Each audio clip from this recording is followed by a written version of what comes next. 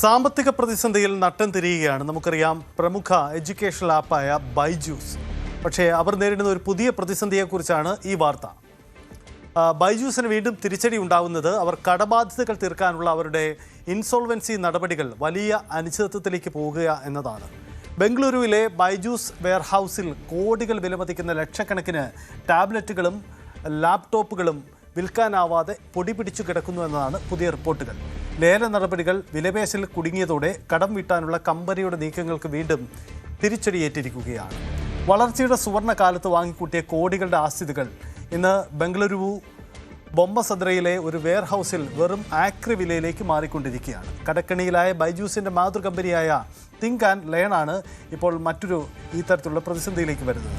കടബാധ്യതകൾ തീർക്കുന്നതിനായി വെയർഹൌസിലുള്ള ഡിജിറ്റൽ ഉപകരണങ്ങളിലുള്ള വിറ്റഴിക്കാനുള്ള നീക്കമാണ് ഇങ്ങനെ നീണ്ടുപോകുന്നത്. തുരുമ്പെടുക്കുന്ന ഒരു ഡിജിറ്റൽ സാമ്രാജ്യം എന്ന് തന്നെ അവരെ വിളിക്കാവുന്ന സാഹചര്യമാണ്. ഏകദേശം ടാബ്ലറ്റുകൾ തന്നെ ഏകദേശം 2 ലക്ഷം എണ്ണം വരും. ലാപ്ടോപ്പുകൾ 6000-ഓളം എണ്ണം, ഹെഡ്ഫോണുകൾ 10,000-ഓളം, വെബ് ക്യാമുകൾ 6000, റൗട്ടറുകൾ, ഒപ്പം കീബോർഡുകൾ, മോണിറ്റർ, അങ്ങനെ ഇവർ 10,000-ലധികം കണക്കിന് വരുന്ന ഇവ ഒരു തരത്തിലും വിൽക്കാൻ കഴിയുന്നില്ല എന്ന സാഹചര്യമാണ്. നിരവധി പഠന സാമഗ്രികളും ഇങ്ങനെ കെട്ടിക്കിടക്കുന്നുണ്ട്. ഈ വർഷം മാർച്ചിൽ ഈ ആസ്തികൾ വിൽക്കാൻ ഇവർ താൽപ്പര്യപത്രം ക്ഷണിച്ചിരുന്നു. ഈ വിൽപ്പനയിലൂടെ 7 മുതൽ 9 കോടി വരെ സമാഹരിക്കാമെന്നായിരുന്നു അധികൃതരുടെ കണക്കുകൂട്ടൽ. എന്നാൽ കാര്യങ്ങളൊന്നും വിചാരിച്ച പോലെ നടന്നില്ല. ഉപകരണങ്ങൾ വാങ്ങാൻ പലരും താൽപ്പര്യം പ്രകടിപ്പിച്ചിട്ടുണ്ടെങ്കിലും സാങ്കേതിക പരിശോധനകളുടെയും വിലപേശലുകളുടെയും പേരിൽ നടപടികൾ നീളുകയാണ്. വെയർഹൌസിലുള്ള ഓരോ ഉപകരണത്തിൻ്റെയും ഇപ്പോഴത്തെ അവസ്ഥയും പ്രവർത്തനക്ഷമതയും പരിശോധിച്ച് ഓഡിറ്റ് ചെയ്ത് തരംതിരിക്കേണ്ടതുണ്ട്. സ്കൂളുകൾക്കും സെക്കൻഡ് ഹാൻഡ് വിപണികൾക്കും അനുയോജ്യമായ രീതിയിൽ പ്രത്യേക ലോട്ടുകളായി തിരിച്ച് വിൽക്കാനാണ് ഇപ്പോൾ ബൈജൂസ് അധികൃതർ ശ്രമിക്കുന്നത്. കടം നൽകിയവരും ലേലം വിളിക്കാൻ എത്തിയവരും തമ്മിൽ ഭിന്നത നിലനിൽക്കുന്നതാണ് ഈ ലേലം വൈകുന്നതിൻ്റെ കാരണം.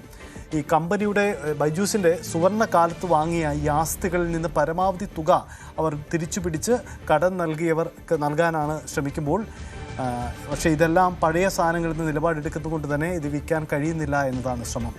ജൂൺ 30-നകം താൽപ്പര്യപത്രം സമർപ്പിക്കേണ്ട കാലാവധി കഴിഞ്ഞിട്ടും തർക്കങ്ങൾ ഇതുവരെയും പരിഹരിക്കാത്തത് ബൈജുവിൻ്റെ പ്രതിസന്ധി വീണ്ടും വർദ്ധിപ്പിക്കുകയാണ്. വിദ്യാഭ്യാസ രംഗത്ത് വലിയ വിപ്ലവം സൃഷ്ടിച്ച ഒരു കമ്പനിയുടെ കോടിക്കണക്കിന് രൂപയുടെ ആസ്തികളാണ് ഇങ്ങനെ ഒരു തീരുമാനത്തിലും എത്താൻ കഴിയാതെ വെയർഹൌസുകളിലെത്തി കിടന്ന് നശിക്കുന്നത്. ഈ തർക്കങ്ങൾ പരിഹരിച്ച് ലേല നടപടികൾ പൂർത്തിയാക്കാൻ കഴിഞ്ഞില്ലെങ്കിൽ ബൈജൂസിൻ്റെ കടബാധ്യത തീർക്കൽ നടപടികൾ ഇനിയും അനിശ്ചിതത്വത്തിലാണ്.